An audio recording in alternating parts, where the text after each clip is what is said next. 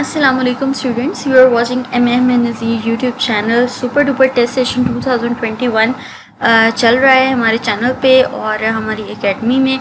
और बहुत सारे स्टूडेंट्स जो हैं वो उन्होंने ज्वाइन किया हुआ है टेस्ट सेशन। तो बायोलॉजी का जो टेस्ट है चैप्टर नंबर 4 उसको आज डिस्कस करेंगे। उसकी की को सबसे पहले उसके MCQs देख लेते हैं। जो करेक्ट आंसर्स हैं उनको मैंने हाईलाइट किया हुआ है with green colour. So first statement is when cross section of centriole is observed, it shows as it consists of 9 microtubule।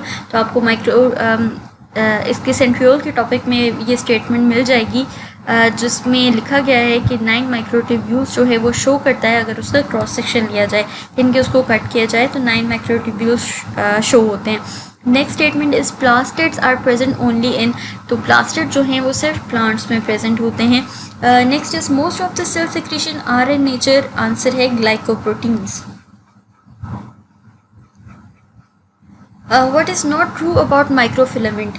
तो कौन सी ऐसी चीज़ है जो कि माइक्रोफिलामेंट में नहीं है इन चारों ऑप्शन में। तो एक्टिन से बना होता है माइक्रोफिलामेंट, उसके अलावा एमीबॉयड मूवमेंट होती है, साइक्लोसिस होता है। और डी ऑप्शन जो है लिंक्ड विद आउटर सरफेस, ये गलत है क्योंकि इनर सरफेस पे जो है लिंक्ड होता है प्लाज्मा मेम्ब्रेन के माइक्रोफिलामेंट। तो इसका आंसर होगा D. Next is the mitochondria function in cellular respiration, यानी कि फूड से जो है एनर्जी गेन करता है और पावर हाउस भी इसको कहते हैं, इसलिए इसका आंसर होगा D. Next is organelle of symbiotic origin is. तो इसका आंसर होगा माइटोकॉन्ड्रिया। नेक्स्ट आपके शॉर्ट क्वेश्चन आ जाते हैं। शॉर्ट क्वेश्चन में फर्स्ट क्वेश्चन जो है it is from chapter number 6, it is not included in and it is not from this chapter. Next question देख लेते हैं, रोल ऑफ लाइसोसोम्स। तो लाइसोसोम्स के टॉपिक पे चलते हैं।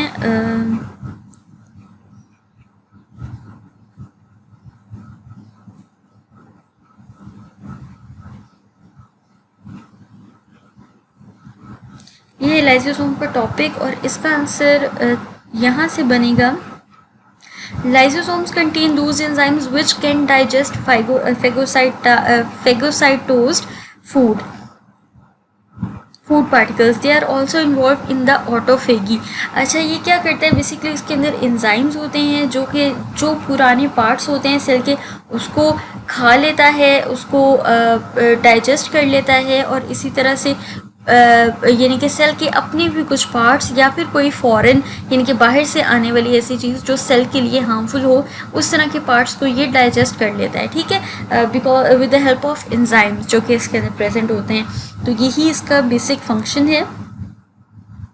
Lysosome also release enzymes for extra cellular digestion. ये भी इसका फंक्शन में आएगा कि कोई भी सेल के बाहर भी अगर कोई चीज़ डाइजेस्ट करनी हो तो क्या होता है कि ये रिलीज़ करता है एंजाइम्स को cell outside the cell, so that वहाँ पे सेलुलर वहाँ पे डाइजेशन का प्रोसेस हो सके। ठीक हो गया। नेक्स्ट क्वेश्चन क्या है हमारे पास, व्हाट आर इंटरमीडिएट फिलामेंट्स। तो इसके लिए हम टॉपिक देखते हैं इंटरमीडिएट फिलामेंट्स का।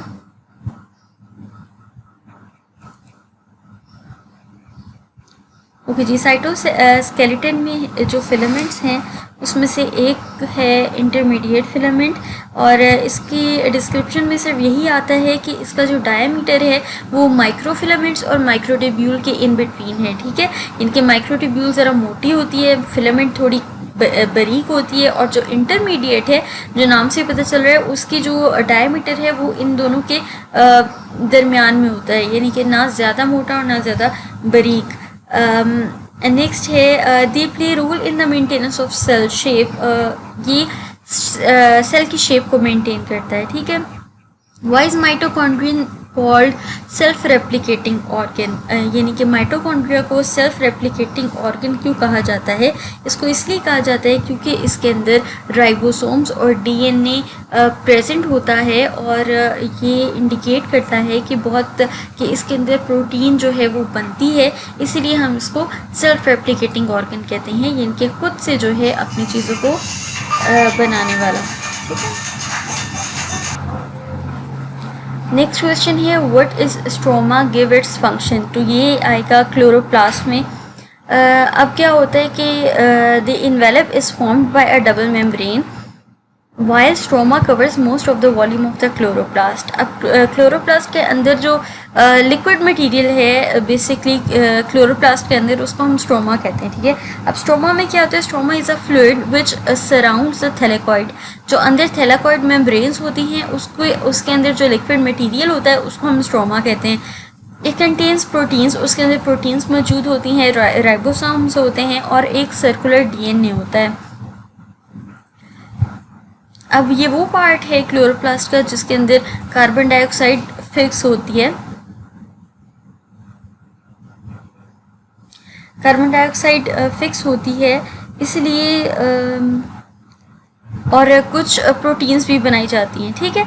इसलिए ये सब इसके फंक्शन में आएगा क्योंकि ये इसकी प्रेजेंस में हो रहा है। उसके अलावा इसकी और इतनी ज़्यादा डिस्क्रिप्शन नहीं दी गई। Next question is give role of vacuole. तो वैक्यूल के रोल देख लेते हैं, इसके वैक्यूल का टॉपिक।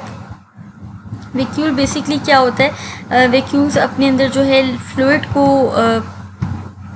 फ्लूइड अपने अंदर रखते हैं और या वाटर की इतनी कंसिस्टेंसी रखते हैं कि वो एक हार्ड सा स्ट्रक्चर बना लेते हैं, जिसकी वजह से क्या होता है, प्लांट लीव्स और डिफरेंट पार्ट्स ऑफ प्लांट को एक रिजिडिटी मिलती है, एक शेप मिलती है, ठीक है। यही इसके फंक्शन में आएगा। Next is what is cisternae. Cisternae देख लेते हैं। It is from which topic? Okay, it is from Golgi apparatus. Cisternae क्या है? सिस्टर्ने मेम्ब्रेन है, मेम्ब्रेन बाउंड सैक्स हैं जिनको सिस्टर्ने कहा जाता है। तो यहाँ से इसकी आएगा, it consist of Golgi apparatus consists of stacks of flattened membrane-bound sacs called cisternae. These cisternae together with associated vesicles are called Golgi complex. तो stacker continuously found by fusion of vesicles. तो यही इसकी description में, इसके answer में आएगा कि cisternae किसे कहते हैं। तो जो मेम्ब्रेन बाउंड सैक्स हैं गोल्जी अपरेटस में, उनको सिस्टर्ने कहा जाता है। Differentiate between microfilament and microtubule. तो ये साइटोस्केलेटन के टॉपिक में से है ये क्वेश्चन।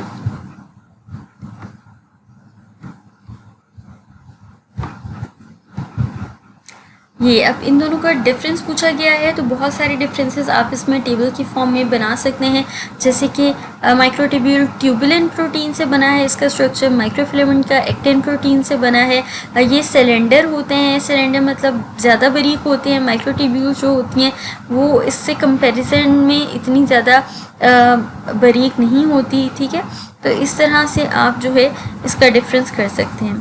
ये आ जाएगा। उसके बाद ये आपके शॉर्ट क्वेश्चंस कंप्लीट हो गए। लॉन्ग क्वेश्चन में फर्स्ट पार्ट जो है part A, it is from plasma membrane के फ्लूइड मोज़ेक मॉडल को जो है एक्सप्लेन करें। तो इसके लिए कंप्लीट फ्लूइड मोज़ेक मॉडल जो है वो इंक्लूडेड होगा विद इट्स डायग्राम। ये यहाँ से स्टार्ट होगा कि जो सेल मेम्ब्रेन की लेयर होती है, सेल मेम्ब्रेन इटसेल्फ होती है, वो कन्फाइंड यानी कि इतनी हार्ड कोई स्ट्रक्चर नहीं होता कि पहले प्रोटीन की लेयर है, फिर लिपिड बाय लेयर है, फिर प्रोटीन की लेयर है, ऐसे नहीं होता। इसमें कुछ मिक्स एंड मैच होता है, यानी कि कहीं पे प्रोटीन के बड़े पार्ट्स होते हैं और लिपिड लेयर होती है, उसके अंदर कहीं कहीं आपको प्रोटीन के लार्ज पीसेस नज़र आते हैं। इसलिए हम इसको कहते हैं फ्लूइड मोज़ेक मॉडल। और ये कोई एक रिजिड स्ट्रक्चर नहीं है, सेमी फ्लूइड स्ट्रक्चर है, यानी कि उसमें इतनी हार्डनेस नहीं है, इसीलिए इसको हम फ्लूइड मोज़ेक मॉडल कहते हैं। और ये कंप्लीट आएगा with its diagram. Next part is explain plastid and it's 3 types. तो प्लास्टिड के बारे में एक्सप्लेन करना है, उसकी जो तीनों टाइप्स हैं, यानी कि क्लोरोप्लास्ट, क्रोमोप्लास्ट और ल्यूकोप्लास्ट, वो भी इसमें आएंगी और तीनों को जो है आपने बहुत अच्छे से एक्सप्लेन करना है, ठीक है।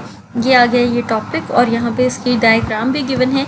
तो ये अच्छा रहेगा कि आप साथ में डायग्राम भी बनाएं ताकि आपको पूरे मार्क्स मिल सकें लॉन्ग में।